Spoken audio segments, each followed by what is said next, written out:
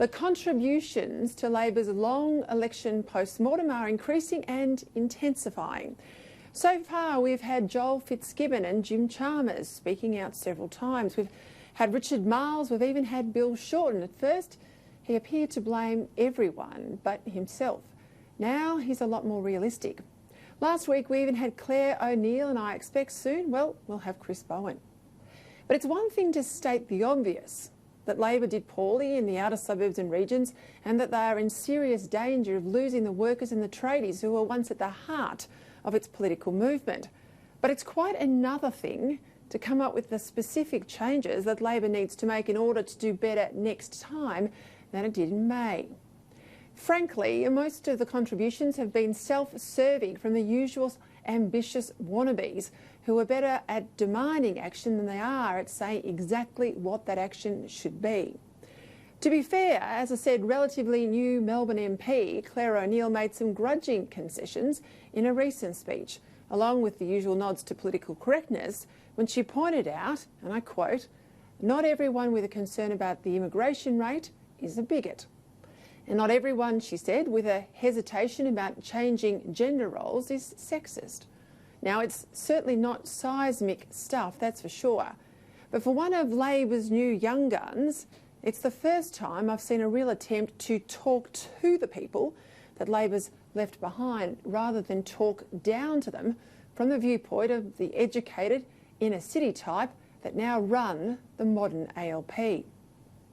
In all honesty, the only person who's really faced up to the widening gulf between Labor's traditional working class base, people who want higher wages and more jobs, against the Green left obsessed with the politics of climate change, is the new resources shadow, Joel Fitzgibbon.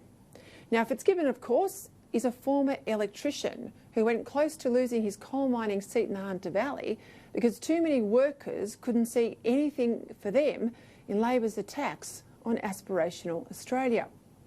Rather than mouth platitudes, though, like some on his side, Fitzgibbon has actually been prepared to make some hard choices by putting policy grunt on the table.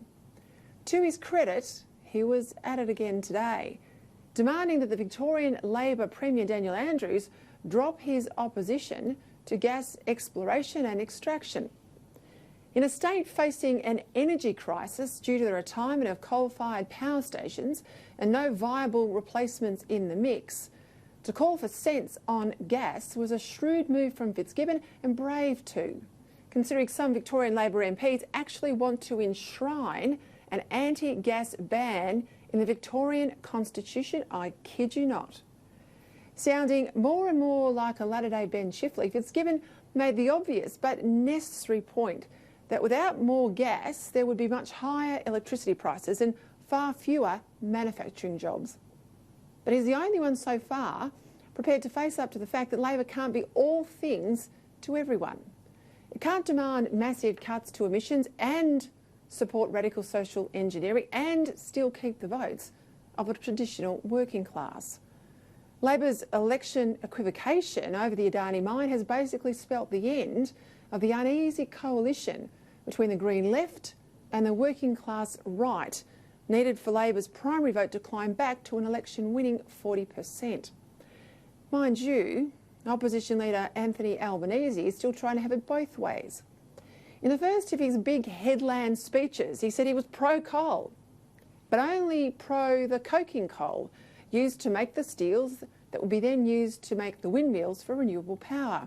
Now, not, I repeat, not pro-thermal coal, the coal needed to give us reliable and affordable baseload power, the very same thermal coal, of course, that we're exporting in record quantities to create the jobs and lift the standard of living in China and India.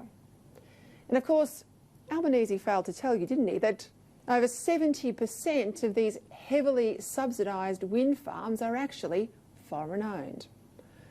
I don't think this distinction between good coking coal and bad thermal coal is going to fool anyone for longer than a nanosecond.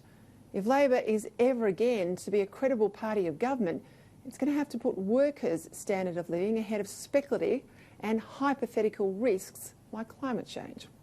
But there's not much chance of that happening anytime soon.